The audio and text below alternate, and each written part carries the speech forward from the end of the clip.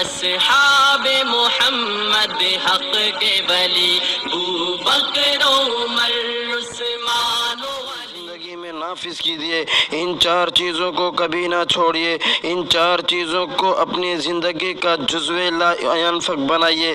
انشاءاللہ العزیز جس صبح اور شام سے آپ ان چار چیزوں پر عمل کرنا شروع کر دیں گے، آپ کی زندگی میں بڑا فائدہ ہوگا، آپ کو بڑا بینیفٹ ملے گا۔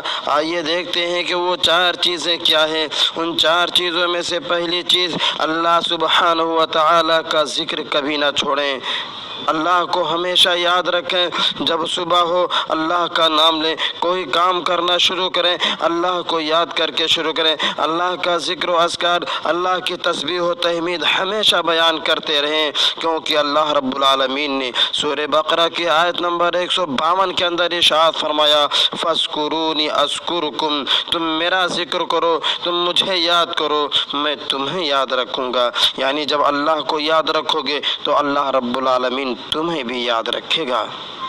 نمبر 2، شکر کبھی نہ چھوڑیں، نعمتوں کی شکر گزاری کا خاص خیال رکھیں۔ اللہ رب العالمین نے آپ کو صحت و عافیت سے نوازا ہے، اللہ رب العالمین نے آپ کو رہنے کے لیے گھر اور مکان عطا کیا ہے، چلنے کے لیے گاڑیاں دی ہیں، آپ کو 2 ٹائم کا کھانا بڑے آسانی سے نصیب اور مہیا ہو جاتا ہے، 2 ٹائم کا کھانا آپ بڑے سکون اور آرام سے کھاتے ہیں۔ ان نعمتوں پر اللہ کے شکر گزار بنیے۔ آپ نماز کے لیے مسجد میں حاضر ہو جاتے ہیں، اس پر اللہ رب العالمین کا شکر ادا کریں، اور یقین جانیے جب اللہ رب العالمین کا شکر ادا کریں گے تو اللہ رب العالمین سورہ ابراہیم کی آیت نمبر 7 کے اندر ارشاد فرماتے ہیں، وَلَئِن شَكَرْتُمْ لَأَزِيدَنَّكُمْ، اگر تم میری نعمتوں کے شکر گزار بنو گے ہم تمہیں اور زیادہ نعمتوں سے نوازیں گے۔ اللہ رب العالمین کی طرف سے اور زیادہ انعامات اور احسانات کا ہم پر نزول ہوگا۔ لہذا دوسری چیز جو اپنے صبح و شام کا عمل بنائے، نعمتوں کے شکر گزار بنے۔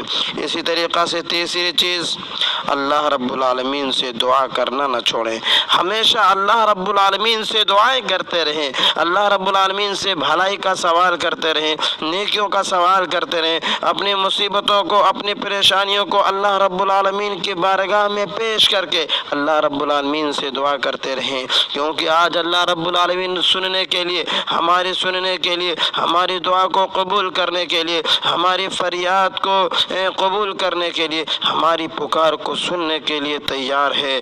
اللہ رب العالمین سورہ غافر کی آیت نمبر 60 کے اندر ارشاد فرماتے ہیں، ادعونی استجب لکم، تم مجھے پکارو میں تمہاری دعا قبول کروں گا۔ تو میرے بھائیوں محترم حضرات، یہ تیسری چیز کہ دعا کو اپنی زندگی میں ترک نہ کریں، دعا کو لازم پکڑیں، یہ تیسری چیز ہے۔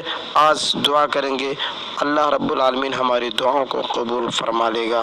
اسی طریقہ سے چوتھی چیز یہ ہے کہ استغفار نہ چھوڑیں، اپنی زندگی میں استغفار کو لازم پکڑیں، گناہوں سے معافی مانگیں، اپنی بخشش کے لیے، اپنی معافی کے لیے اللہ رب العالمین سے بخشش کا استغفار کریں، بخشش کا سوال کریں، استغفار کریں، کیونکہ جب استغفار کریں گے اللہ رب العالمین دنیا کی مصیبتوں سے، دنیا کے عذاب سے نجات دے گا۔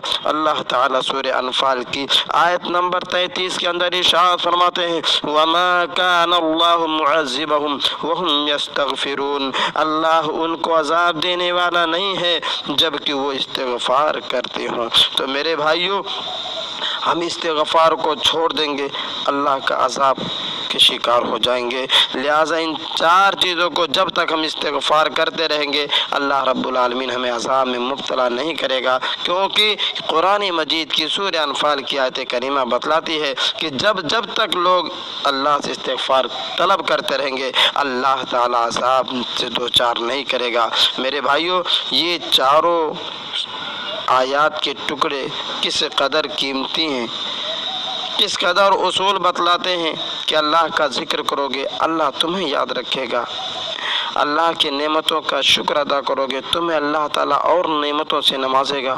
اللہ تعالیٰ سے دعا کرو گے، اللہ تعالیٰ تمہاری دعا کو قبول کرنے کے لیے تیار ہے۔ اللہ تعالیٰ سے معافی مانگو گے، اللہ تعالیٰ تمہیں معاف کر کے تمہیں دنیا کے عذاب سے نجات دینے کے لیے تیار ہے۔